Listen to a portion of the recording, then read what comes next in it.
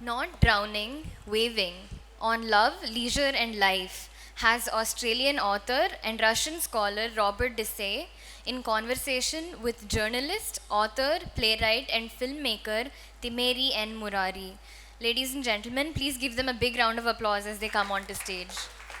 Uh, Good afternoon. I know we're starting slightly ahead of time, but it's a wonderful chance to meet Robert.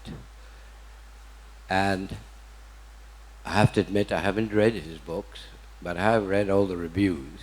And he is an award-winning author from Australia.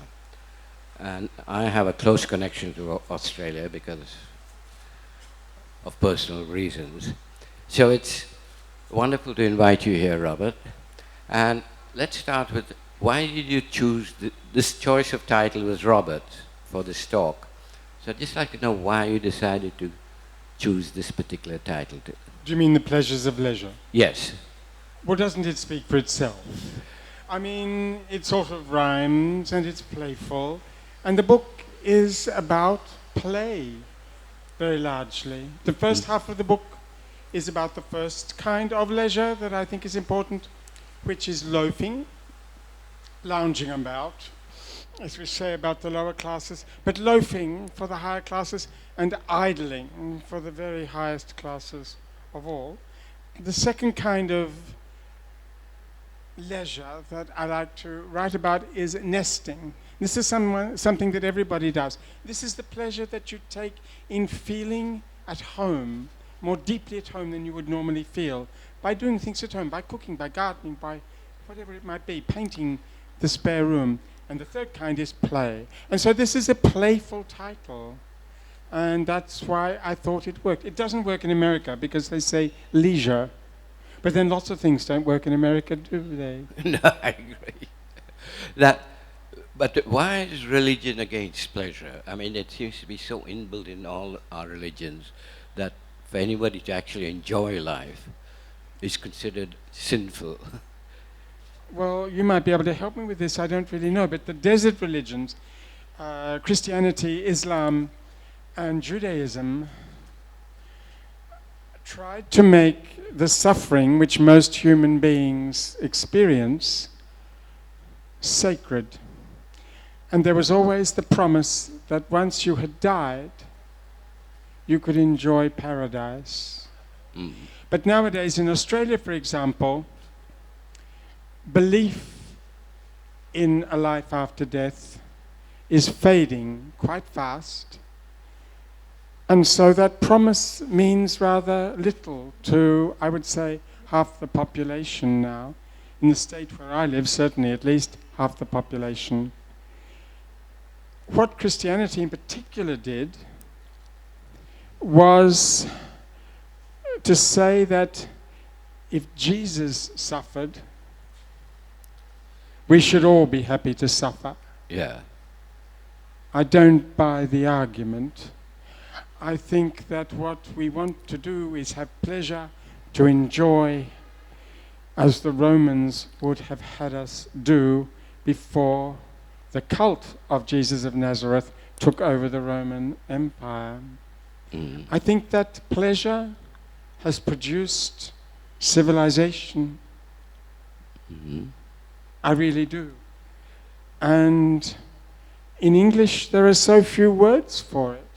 Plenty of words for pain, plenty of words for suffering, but for pleasure, for enjoyment, very few words. You can go to Roget's Thesaurus and look it up if you don't believe me. Very few words. Yet, why live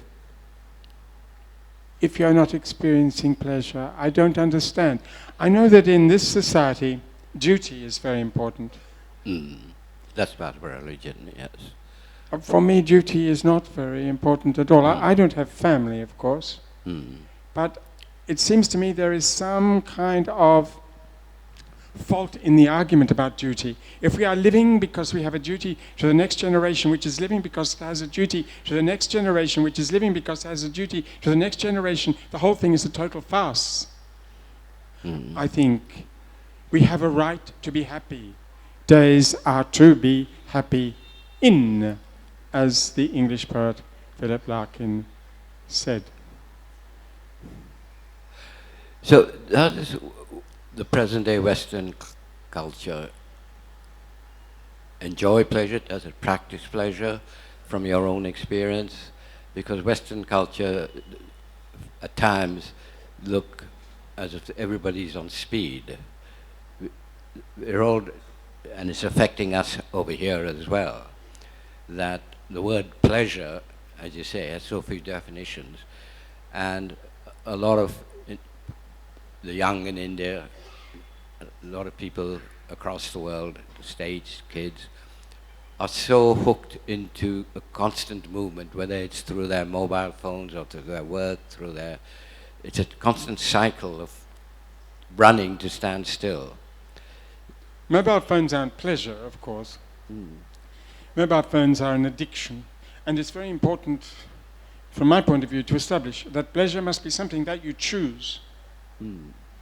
Addiction is pleasurable, but it's not the kind of pleasure I'm interested in. I'm interested in choice, in my readers taking pleasure in choosing what makes them feel more deeply human. That's what I think it's about. When I was younger, I was looking always, as I'm sure many people in India do, perhaps hundreds of millions of people, in ways to be less human and more spiritual. I don't anymore. I'm looking for ways to be more human, more deeply human, more widely human. I'm looking for ways to magnify my humanity. And if I regret anything, it's that I didn't start doing that early enough. I mean, one thing that is associated with pleasure in English language, is sexuality. Yes, that's the automatic connection. And I do understand that sexuality has to be, to some extent, what word can I use? Corralled. You can't have people just doing it everywhere all the time, can you? Well, unless you happen to be Superman and Superwoman. Unless you have to be Superman. But, I mean, it leads to moral turpitude, and we can't have that. You have to have some sort of rules, I think, for sexual pleasure. And we have the rules, but I don't think we should be afraid of sexual pleasure. I don't think, the way so many Christians, and it seems to me Muslims think, that there is something wrong with sex in itself. Sex, it seems to me, is absolutely fabulous. Totally agree. Pardon? I totally agree with you. Totally agree. I think it's fantastic, and I think it would be a great shame for most of us, not for everybody, everybody's different, but for most of us, to go through life without experiencing several varieties of it. That's what I think. There are no prizes for not experiencing sexuality. When I was young, I learned music in a convent from Sister Mary Francis, who had not, as far as I know, ever experienced sexuality. She seemed to be happy enough, but I think it was a shame that Sister Mary Francis went through life never experiencing sexuality. And it drives many people to experience it in a way that is exploitative of others. I mean, this is happening in the Catholic Church all around the world all the time. You forbid it, so people find ways to experience it that causes harm to others and to the person doing the exploiting. I think that we should celebrate sexuality, and then it will find its own level in our society. Well, Hinduism is much more accepting of it. I was just about to add, I'm glad, even though I'm not a totally practicing Hindu, at least I'm glad in my religion it does allow sexuality. Yes. And it does encourage it, if you look at our temple carvings in Khajuraho. Yes, So it shows what a cultured, civilized people we are. It does, and we understood pleasure better, more than other religions or cultures. you even had your gods doing it. Of course Well, I they mean, did. imagine having Jesus up on the wall having sex with somebody. I mean, it's just unthinkable. But Hindus do it. And I think, as a result, you have, in a sense, a more civilized society than we do, although we like to pride ourselves on our civilization. But it's too late for you now. America has taken over. I know, that's what worries me, that I think we need to regress back in some steps. You do. You say Western, but you know, it strikes me that when people say Western, they often mean America.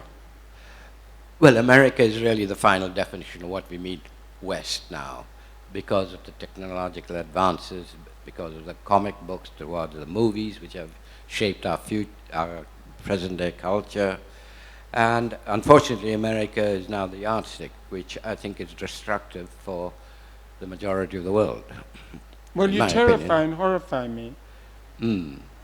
I think Tasmania is actually a very civilized place, and it's Western civilization at its best. But there are people in the audience here from Australia who will not agree with me. Oh. Well, I'm They not... would think New South Wales or Victoria are in advance of us. But no, America has nothing to do with the way I think as a Westerner. Nothing to do. That desire to be rich, that desire to be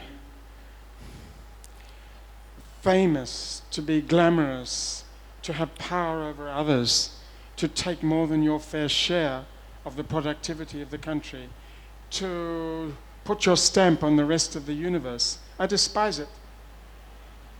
I'm with you on that. But the whole culture of consumerism does come from partly America, partly from the Western cultures. And we have now caught that disease because it's a constant cycle of trying to upgrade our phones, trying to upgrade our television sets. At every opportunity, we are being sold more and more gadgets. Well, don't you have any other options but looking towards America? Why can't you look to Denmark? Well, we can. I mean, especially as their sexuality would match ours, that would help us to go back to our own culture. But that is part of the present-day world. So how does one try and avoid this American influence? I have an answer. Okay. You develop from as early age as possible an inner life. I try to avoid the word spiritual because it's been taken over by all sorts of organizations whose aims I find inimical to the sorts of things I love in the world. You develop an inner life, and the larger and stronger your inner life, the more able you are to resist that kind of pervasive American culture. An inner life. And in India, you should be able to do this. You have the texts, you have the literature, you have the poetry, you have the song, you have the dance, you have the sense of community. You have it all. So be strong. In Australia, we don't. Because our civilization is actually, apart from my joke about Tasmania, is actually quite shallow still. I mean, there are things, of course, that I love about my country, naturally. I mean, one does. But you have depth. Well, use it. Argue back. Tell them to rack off. Okay. Well, I think that's a message we should try and spread across the world. This is where it's important. I have a strong inner life, and we get it from reading and from making good friends when we are young. And you do not make good friends through Facebook. You make good friends by sitting with them, touching them, kissing them if you want to. I'm a great believer in kissing. But being with people. Through your friendships, and you probably have more words for friend than we have in English, you can develop an inner life. And I think that this inoculates you against America.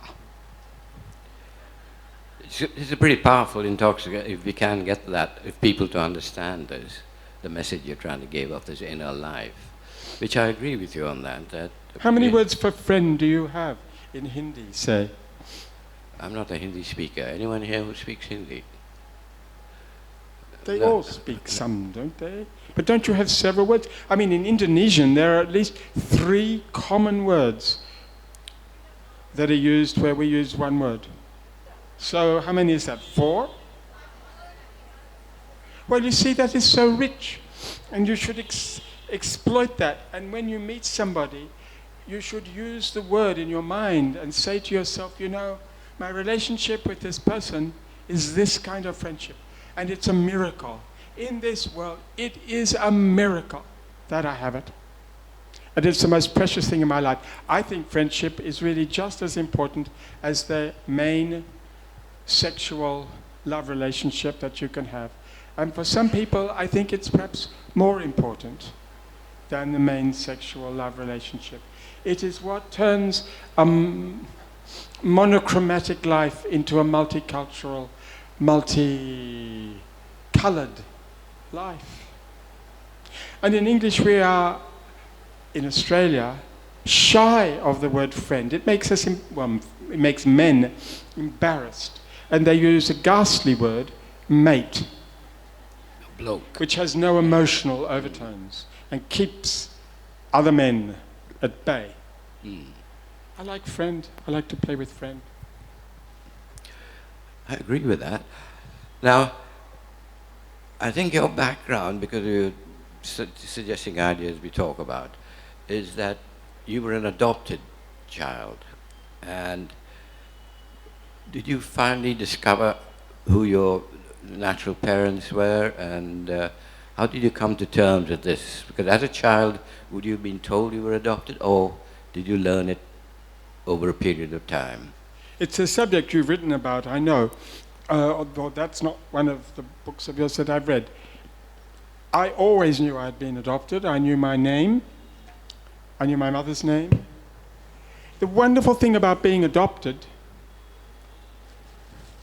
is that you feel you have been chosen. And this becomes a leading value in the life of the adopted child. An adopted child is very likely, I suppose not obliged, but very likely to go on to insist on the right to choose a partner, to choose a friend, to choose everything really. Choice. You have been chosen. It's a wonderful thing. I demand the right to choose, even to choose a religion, to choose where I live, to choose who I am. So I always knew, and then I met my mother at 45. It's the subject of my first book. The sad thing was, I did not really, when I met her, love her. I liked her. I did not love her. Love has to, from my point of view, some of you will not agree perhaps, has to have its roots in experience and in a sense of enjoying the beauty of the other. All sorts of beauty. And with my biological mother, I did not feel that. And she did not approve of me. She felt I was flawed as a human being. And she felt, and said so, that she was to blame for my being flawed. She had given me up, and this had ruined me. That's a terrible thing to have happened for you. Well, worse things happen in life, but Well, this is more closer to you. it's difficult. It's difficult. I mean, I'm talking about my sexuality, of course. And she said, you know, I would have been happier if you had been married with children and worked in a bank. But here you are, living with a man and writing books and working on the radio. It's not what she wanted. Well, what can I say? What can I do? I did not dislike her for saying that, but I found it hard to love her. To love her. I really want to love 2, 3, 4, 5, 6 people. One is not enough. I think 4 or 5 is enough. 4 or 5 the moment is you enough, go okay. further than that, it starts. I'm going to go for 6. Okay, if you want to go 6, I'd go to 4 or 5. It's enough for me, and hopefully then last the same time as you do in life. Because I have lost a couple of very good friends. But this question of their homosexuality, but now that Australia has changed its laws, would you intend to get married to your partner? Certainly not. Not in a million years. I would never get married. I don't approve of marriage, you see. Okay. So how did you come about that? I voted for the law to change, of course. Mostly because the Pope was against it. But I certainly do not intend to get married. Why would I get married? I do not need anybody's approval for my relationship. I've been living with my partner for 36 years. I do not require anyone's permission. I do not require a piece of paper. I don't see the point. I mean, there was a New Yorker cartoon recently which had one of those upper middle class New Yorker couples sitting in their living room, and the man is reading the paper and he says, "I see that gays want to get married. Haven't they suffered enough?" That's more or less how. Good New Yorker piece. Because, I mean, in India we have this very archaic law, which I think goes back to the British, of course, who were mostly homosexual. But anyhow, going back in our country, that we have this 1847, somebody will know the date, where we're still following this law which is anti-homosexual. And nobody seems to be able to change that, the thinking on that. But it doesn't seem to affect anybody's behavior, if you don't mind Hopefully saying so. not. No, but what it can do is have, unfortunately, the state arrest you if it decides to do that. And this is something that the Supreme Court, once it gets over its infighting, hopefully will start looking at these laws, because a lot of our laws go back to the British, Yes. which is a terrible hangover to have in our lives. Yes. So this is one of the laws that I think need changing in this country, because the freedom of you going back to our sexuality and our pleasures, that is the pleasures to be able to have a relationship with someone of the same sex without having the police suddenly decide they can arrest you at any moment on an 1845 law. Yes, I mean, I don't know that in the end it makes terribly much difference. I lived in Russia where also homosexuality was illegal. They only used the law if they wanted to catch you for something else. Of course, that's what the state does. Yes. I mean, If they wanted to catch you for importing the New York Times or something like that, then they would use that law. But my experience is, and I mean, I'm very old, I've got a lot of experience, no one cares. Not really. The odd priest perhaps cares. Who cares what you do with your genitals, so long as you're not hurting anybody, as long as you're both happy? It's only the British lawmakers who cared, and that was for probably religious reasons, I suppose, originally. well, I would think it's their public school upbringing. I mean, Possibly, yes. because, They'd all done it at I mean, they Rugby. did imprison Oscar Wilde for his homosexuality, Yes. and they had imprisoned a code breaker, I can't remember his name now, again for homosexuality, for reasons that are sometimes more social and political than for actually the reason. But the state uses all these weapons against people. So this is one of the things that you're just bringing up in that conversation about India. I mean, in villages, people care because it's very important that you reproduce yourself and that you honor your family's traditions. But in the larger cities, I don't think anyone much cares. In Australia, it's the same. In smaller towns, people might care. But I think Australia is, of course, a rather individualistic country in the sense that India is not. But I don't think that it's a big problem. I think we have much bigger problems on our plate, and I think young people know that. I mean, if you tell a young person in Australia that you're gay, they just go blank. They couldn't care less. Gay, not gay, who cares? What they want to know is what music you listen to and whether you chop trees down or not. I think we should do more about that, especially the chop trees down bit. Now, you've traveled extensively in written travel, on travel. Yes, so have you. Well, I haven't written that. I haven't traveled as much as you have, because you've lived in and you've written a number of travel books. What do you look for when you're traveling, and then you decide to sit down and write a book on your last experiences on that journey that you took? I'm not always sure, to be quite honest. I change my mind about what I look for. It has something to do this is why I keep coming back to India, with wanting to crystallize a bigger self. Mm. I feel that I am a very small person when I'm at home. I am restricted. I am little. I think like this. I speak like this. I walk like this. When I travel, I grow. I am magnified. And I find things out about myself I would never discover if I stayed at home. But I live with somebody who doesn't travel at all. He goes to the supermarket perhaps once a fortnight, and that's about it. Take the dog for a walk at 4 p.m. every afternoon. That's about the extent of his travels. And there are many people who agree with him. I mean, Horace famously wrote,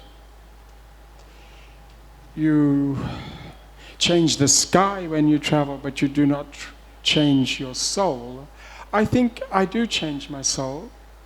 When I am here, for example, I haven't got about much in Chennai, but say in Calcutta or in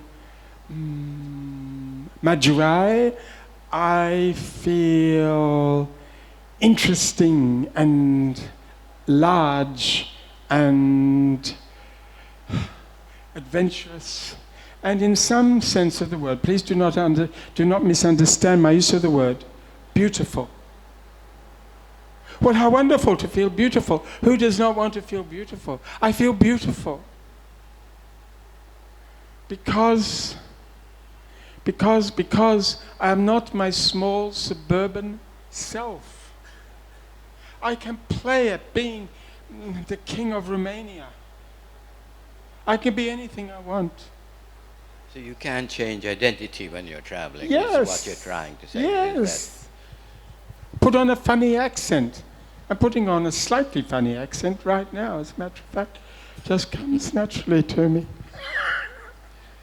Yes. I mean, when I come here, I meet people who think so differently from me, it's almost incomprehensible to me. And when I'm here, I start to understand what it feels like to be them.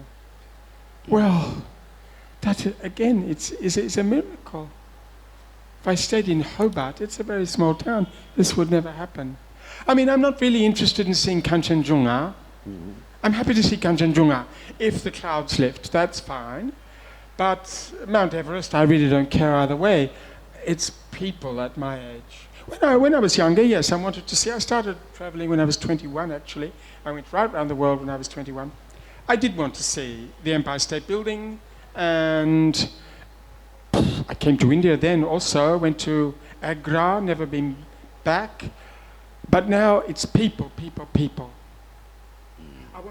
I want to understand what's happening inside your head, or your heart, or both. Do you know what I mean? I know what you mean. Do people give you that when you're meeting them? And here more than at home, I can tell you. What's it like as a foreigner traveling through India? I mean, you're saying you're trying to get something out of them. I mean, one of our problems is that each time you move around India, there's a different language. How do you deal with that in your travels, especially around India? Because you have written on India, on Hinduism in your book, two books. Well, when I first arrive in India, I feel hugely invigorated. I feel 200% alive. If I arrive at Calcutta airport, for example, there are a couple of other people here in the audience who have also arrived at Calcutta airport straight from Australia. I feel as if 100,000 volts have been shot through me. Then, after a few hours, I feel half dead. I feel crushed by the speed, the noise, the chaos, the pandemonium, the craziness. At the same time, what I love here is what strikes me, perhaps you understand better than I do, the lack of anger. I feel Australia is quite an angry country. I feel anger on the streets. People are rich, they've got plenty of money, by and large. But here I feel very little anger, as if people are saying, today I'm going to just live my life where I find myself, and perhaps I can improve myself, but I do not feel angry about where I find myself. Do you think I'm wrong? Unfortunately, yes. We were talking a bit earlier about how India has been changing.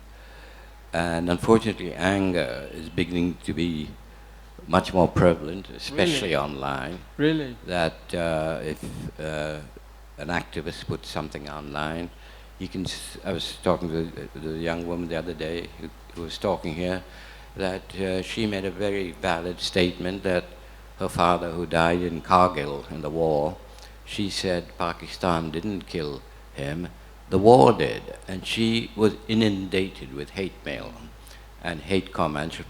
That for 2 or 3 days she couldn't use her phone because of that. And unfortunately, this is coming up, I think, because of the pressures of society, the increased need to succeed and that's Western. go forward. And when you start falling back, because there are not enough jobs in the country, we have the highest population of young people who are coming up. And I think this anger is beginning to manifest itself tragically around the country. So far not in the south, as yet, touching wood, but you notice it more and more now in newspaper reports of friends getting mail and writers being intimidated, or reporters, of course, many reporters have been killed. So this has changed over the last few years. Well, I must bow, of course, to your deeper knowledge, but you have how many? 1 billion, 1.2 billion? 1.25. 25 billion people. So clearly 100 million will be total lunatics. I mean, that's what you must expect. If they're lucky. And most of them are in Parliament anyhow. I see. So it seems to me quite natural that this kind of behavior would occur, but out of 1.25 billion people, you have less anger than I would have thought. I mean, if you go to America, everywhere you go, people are angry. They're angry in England. They're angry in France. They burn cows. They smash windows. We are angry. We have so much, yet we are angry because we believe we deserve so much more. So that's one pleasure I have in coming here. Well, I'm hoping that something will stabilize here. Because also there's a young woman I was listening to, she did say the young people in her college are changing, are beginning to make efforts to change. So I'm hoping that we can somehow revert back to our original culture and our original friendships that we have. But you've written books on Hinduism as well, haven't you? Well, I just bring Hinduism into a couple of books. I mean, I wrote a whole chapter about Kali. I had a very unpleasant encounter with Kali in Jaipur a few years ago. And then in the last book... In what way did you have an encounter with Kali? She took against me. She took against me and persecuted me most horribly at Jaipur airport. And then, not content with that, she went on to do the most ghastly things to me at New Delhi airport. But you'd have to read the book. It's on sale here, as a matter of fact. But in the latest book, I write more about Hinduism's attitude to sexuality in the chapter on nesting, because I'm not talking about the sex industry, I'm talking about sexuality as a part of nesting. I just feel that I've got things to learn from Hinduism. I do not believe in the reality of these gods. I do not believe in the cosmology of any religion, but then I'm told that not all Hindus do either. Hinduism is a very broad church, if you'll excuse the expression. And it's the fastest growing religion in Australia. Hinduism? Yes, statistically. Because of migration, of course. Yes, of course. I mean, there are so many Indian immigrants there, and no, I wasn't aware of that. I thought they were being converted. But I don't know that people are converted so much, but then does Hinduism convert people? No, it's not supposed to. Not supposed to. But but you're going to continue writing because you won an award last year. I don't win many awards. How do you look in this award? I think, of course, the pleasure of leisure was no. What No. days are for? What days are for? I won an award for a book I wrote about André Gide, but I'm not a big prize winner. That's just not. I'm not, how would you say, I don't talk to a wide enough audience, I think. Mm. I'm not, I don't know, maybe someone else from Australia could explain why I'm not a big award winner. I don't... It's fixed always. I don't know, but does it matter? I don't suppose it matters, really. I have a very loyal audience. I must say that. I'm grateful for that. It's more important to me than awards. They're very loyal. They're basically women, and I find they quite often have quite a deep affection for the books and follow me. Well, that's a wonderful thing, isn't it? Very good. They're very loyal. So there you are. I have nothing to complain about. Life has just been marvelous, really. And what days are for? I mean, you wrote that because of something that happened to you. You had a heart attack. I had a heart attack, and I actually died twice. Once in the street, and they got the paddle. Do you use the word paddle in India? They get a paddle. They stick it on you and send an electric current through it and bring you back to life. And then I died again in the hospital, and they did it all over again. So, of course, everyone immediately asks me, was there anything there? That's the first thing they want to know. They're not concerned with me. They just want to know if there was anything there. And so I thought, you know, when you're lying in hospital after having died twice, you ask yourself at a certain age, what are days for? And oddly enough, someone gave me a book while I was lying there, about 10 days later, with a poem by Philip Larkin in it, called Days. The final line is, days are to be happy in. And I practically sprang out of bed. Happy is an odd English word. It's not even a word that I would use very often with any profundity, I suppose. But this changed the way I lived after the heart attack. I do live a little bit differently. I stopped smoking cigarettes, kindly take note. What do you like before and after? Before? Well, there's something in a person which stays the same always. I mean, there's something about me that was me even when I was 6. Occasionally I meet people who knew me when I was 6 and they say, you know, you haven't changed at all. Well, I mean, you look ghastly, of course, in a way that you didn't look when you were 6, but your self hasn't changed. And so something stays the same. Your opinions change, but something which postmodernists do not believe in, but I do, does not change. It's a self which refuses to be cowed or bullied. And although I am slightly odd in Australia, I have never been bullied. Never. You wouldn't dare. What was the question? The question was the before and after. What do you like before and what do you after? Well, it's just that I feel less guilty about surrendering myself to happiness. I don't care if I ever write another book. I don't really care.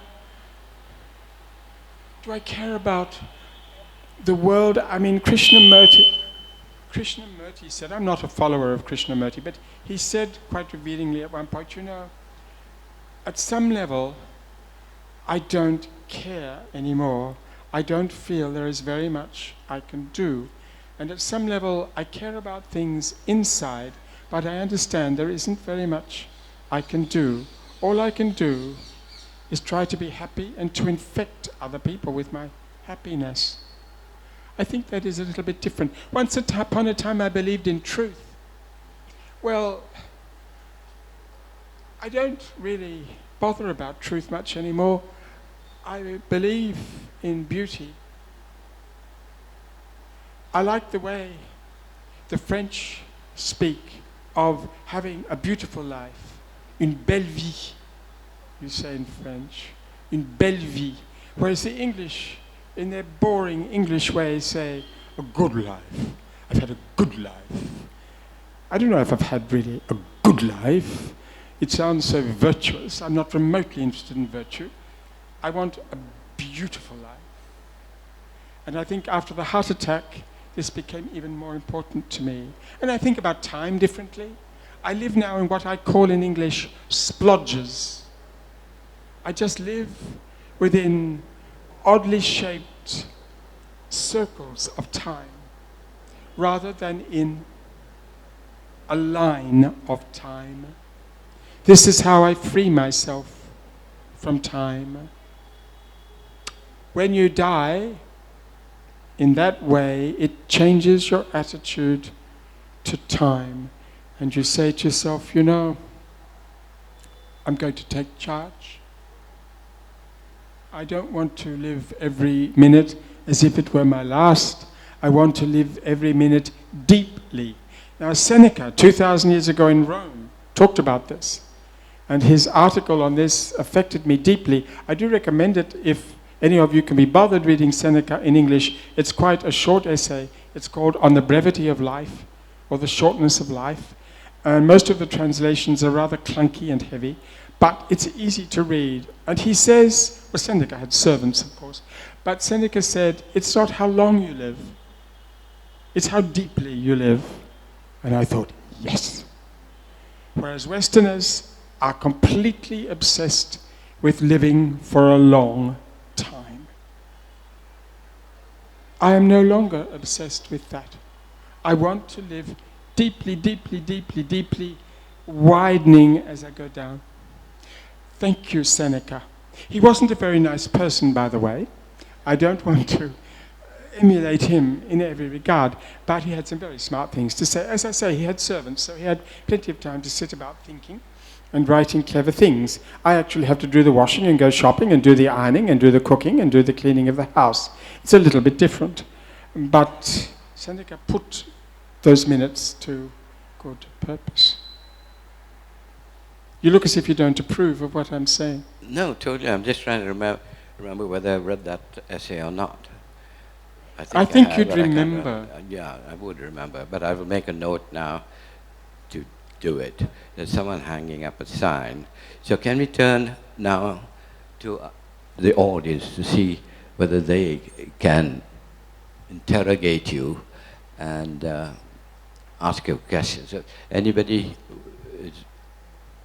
go on to ask questions?